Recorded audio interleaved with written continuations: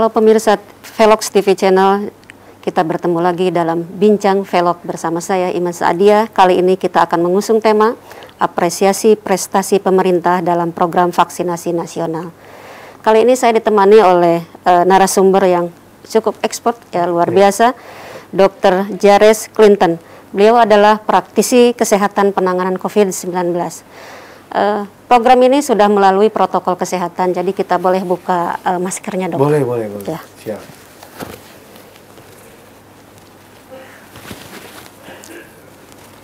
Program vaksinasi yang kini dilakukan diharapkan bisa menjadi solusi untuk mengatasi pandemi COVID-19.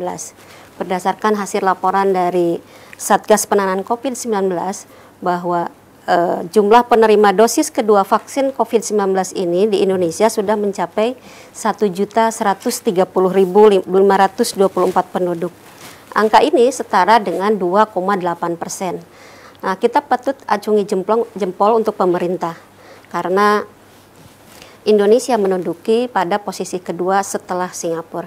Nah, berdasarkan hal itu, bagaimana pandangan dokter? Kalau dari saya, pandangan menurut hasil yang tadi disebutkan oleh Ibu, itu adalah suatu prestasi yang bagus, yang kita harus apresiasi dengan baik.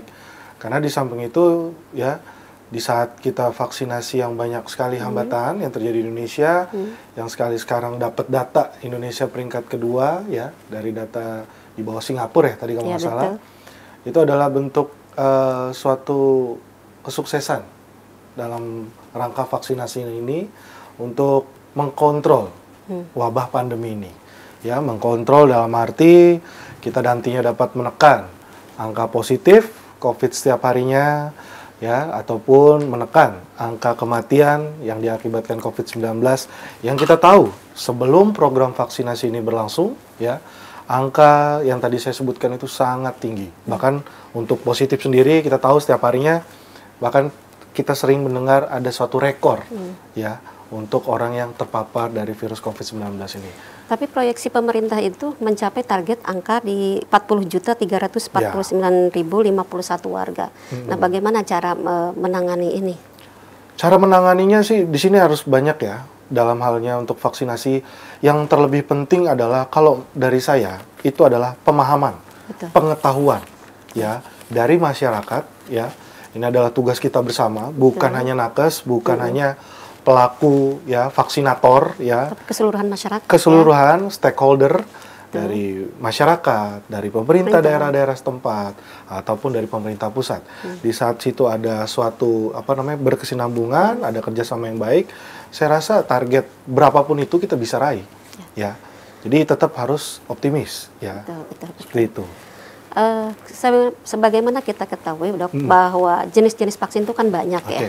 Ada Sinovac, ada Novavax, ada AstraZeneca, ada Pfizer-BioNTech, dan ada juga COVAX. Nah, kira-kira yang paling cocok untuk Indonesia itu yang mana? Jenis vaksin yang mana? Oke, dari beragam jenis ya, tadi vaksin yang disebutkan. Sebenarnya semua vaksin yang ada, ya, contohnya bukan hanya di Indonesia, di negara-negara yang lain, saya rasa semuanya bagus, baik, ya. Tapi kalau berbicara bagaimana ataupun vaksin apa yang cocok dipakai untuk di Indonesia, saya rasa vaksinnya memang harus lolos uji klinis, ya. Dan juga kalau sudah lolos uji klinis, biasanya kita tahu kan dari BPOM mengeluarkan surat izin dan biasanya baru boleh didistribusikan.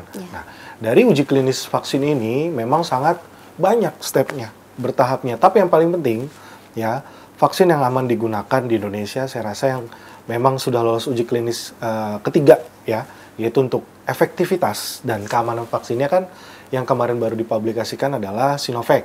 Yang terbaru ini adalah AstraZeneca.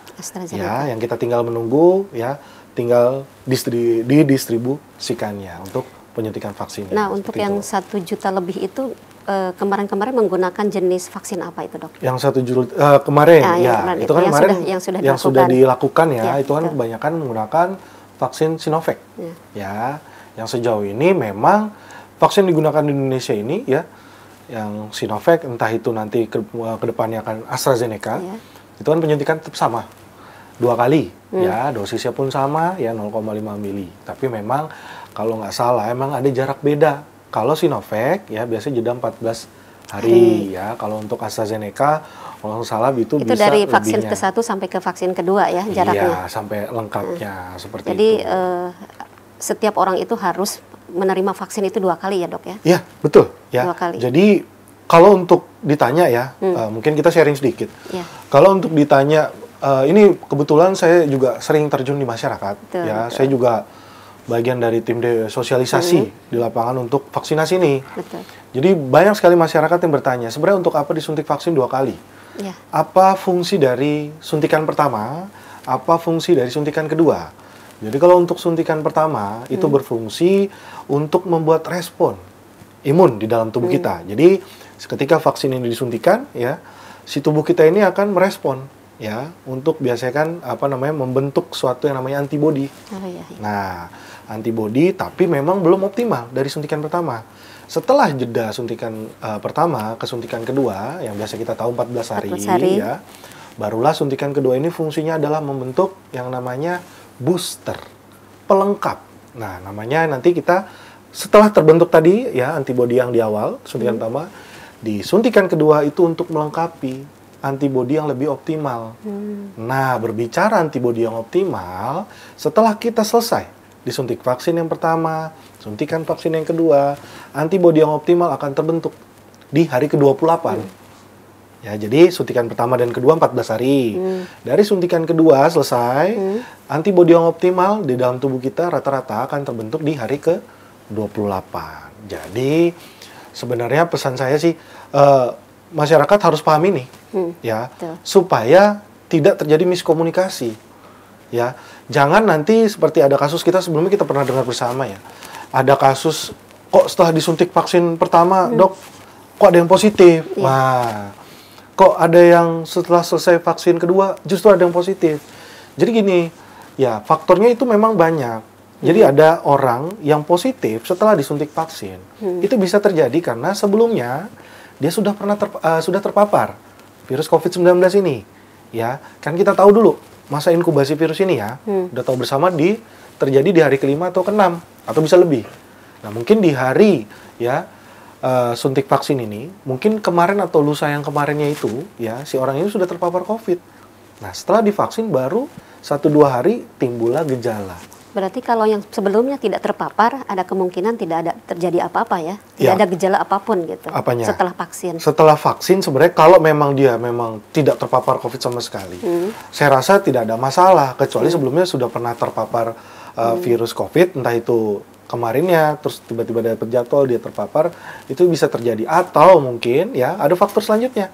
Setelah dia selesai divaksin, ya, dia tidak menaati protokol kesehatan. Nah, ini yang harus kita garis bawahi. Jadi tetap protokol kesehatan Setelah harus divaksin sampai dilakukan, benar-benar ya sukses vaksinasi ini, baru nanti kan sudah terkontrol. Karena banyak menganggap seperti ini dok, bahwa ketika mereka sudah divaksin, mereka sudah terbebas, jadi mereka tidak lagi menggunakan protokol kesehatan. Nah, ini yang memang harus kita luruskan di masyarakat. Karena perihal di mana orang yang beranggapan vaksinasi ini, kalau kita sudah disuntik vaksin COVID hilang, itu salah. Karena kita harus kembalikan dulu fungsi vaksin itu sebenarnya apa. Ya, fungsi vaksin itu adalah untuk memperkuat daya tahan tubuh kita terhadap paparan virus COVID ini. Yang dalam artian, ya, di konteks vaksin ini adalah untuk mencegah, ya, orang yang terpapar COVID keluhannya menjadi berat. Contohnya masuk ke ruang ICU, ya, ataupun keluhan-keluhannya menjadi lebih berat, ya. Karena vaksin COVID ini sama aja seperti vaksin penyakit yang ada sebelumnya, ya. Bukan hanya menghilangkan COVID. COVID akan tetap, ya, ada bersama kita berdampingan. Nah, ya. ini masih banyak masyarakat yang menganggap bahwa ketika mereka sudah vaksin itu mereka harus total istirahat gitu. Karena menganggap bahwa virus itu memang belum kebal gitu di dalam, bukan maksudnya belum imunitasnya belum ada dalam tubuh. Maka mereka selama 2 bulan itu tidak boleh bekerja secara berat-berat gitu. Oke. Sebenarnya kalau berbicara, ya, kita habis divaksin, selesai divaksin, terus harus bed rest total. Itu sebenarnya tidak ada rekomendasi seperti itu. Jadi kita masih tetap bisa beraktivitas, boleh, ya. Aktivitas, ya. Dengan catatan, ya, tetap protokol kesehatan kita patuhi. Jadi nggak ada larangan kita harus nggak boleh aktivitas ini. Jadi harus bed rest. Itu kan tidak mengurangi produktif kita setiap harinya. Betul. Justru kalau kita terlalu sering bed rest, ya, itu yang justrunya nantinya ya imun kita tidak terlatih. Betul. Fisik kita tidak terlatih yang nantinya kemudiannya kan penyakit bisa masuk. Ya, seperti itu. Jadi tidak ada ya anggap apa kabar atau rekomendasi setelah vaksin harus bed rest. Bed rest gitu ya. Silakan beraktivitas ya seperti biasa ya dengan segala ya mau kerja mau aktivitas ibadah silakan. Jadi kesempurnaan vaksin itu harus tetap sampai 2 kali ya dok ya. Kalau Ya. misalkan menganggap saya sudah selesai 1 kali cukup saja 1. Nah ini yang kita perlu ya tetap vaksinasi yang di Indonesia ini yang dilakukan adalah suntikannya 2 kali. 2 kali. Kalau memang 2 kali baru kita dikatakan selesai vaksinnya. Jadi nggak ada yang sekali, nggak ada yang 2 kali gitu loh. Nggak ada yang 1 kali, 1 kali. seperti itu. Ya. Ya, baik dok. Ini banyak yang pesimis dok. Pemerintah Indonesia kan dikatakan lambat dalam menangani vaksin nih. Ya. Apalagi diprediksi oleh Bloomberg bahwa menyebut pandemi corona Indonesia itu baru akan selesai dalam 10 tahun ke depan. Oh, oke. Nah, tapi nyatanya ini kan berdasarkan hasil survei pada tanggal 8 Maret 2021, justru Indonesia mendapat peringkat kedua setelah Singapura itu. Nah, bagaimana pandangan dokter? Ya, kalau pandangan saya ya semua data pasti akan berbeda-beda dong. Ya, mau itu dari Bloomberg, mau itu dari ya Our World ya, yang kita tahu. Semua data itu adalah acuan kita. Ya, bukan berarti ada data yang mengatakan jelek, ada data yang mengatakan bagus, ya. Kita jadi bingung nih, mana yang dipercaya. Intinya adalah kita optimis dulu. Ya. Data itu belakangan. Yang kita harus pastikan kenyataannya di lapangan seperti apa.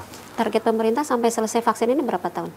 Target pemerintah ya selesai vaksinasi ini kan kalau kita setahun ya setahun. harus memang Selesai semua. selesai ya. Kita juga dalam rangka menyukseskan vaksinasi itu ya tadi awal intinya adalah kerjasama masyarakat. Ya, ketika dokter memberikan vaksinasi ya kepada warga, Baik. apa kendala yang dihadapi dok? Sejauh ini ya vaksinasi yang ketika dilakukan ke masyarakat yang saya banyak lihat adalah ketakutan. Ya ketakutannya banyak nih. Ketakutan jarum suntik, ya, ketakutan efek samping, sama kurangnya pengetahuan. Ya. Nah, kalau ketakutan jarum suntik, oke lah, Oke. ini bisa nih kita tangani. Ya. Kalau ketakutan efek samping, nah ini yang perlu berkaitan dengan ketiga. Ya. Pengetahuannya harus kita kasih tahu dulu, edukasi, kasih sosialisasi, gimana sih vaksin itu, fungsinya apa, kandungannya apa, efek sampingnya seperti apa. Tapi kalau berbicara efek samping, saya rasa ya kalau cuman hanya demam ya atau pegel, bengkak, merah ya Itu di tidak sekitar menjadi lokasi masalah ya dok ya kalau suntikan. hanya seperti Nah dengan catatan ya ketika memang 1-2 hari hilang itu nggak ada masalah. Tapi yang menjadi masalah ketika keluhan itu lewat ya lebih 1 minggu, lebih 2 minggu itu tetap harus Periksa ke kontrol dokter, ya. ya periksa ke dokter lebih lanjut ya seperti itu. Jadi memang masyarakat perlu diedukasi ya tentang vaksin ini, vaksinasi betul. ini jangan sampai mereka belum apa-apa sudah merasa tabu gitu dengan Betul vaksin sekali. itu. Ya, sejauh ini memang kan yang saya rasa vaksinasi itu ya memang masih kurang ya. Kita sosialisasikannya ya entah itu nanti banyak yang nggak paham atau takut, nggak peduli sama sekali. Intinya adalah edukasi yang benar ya.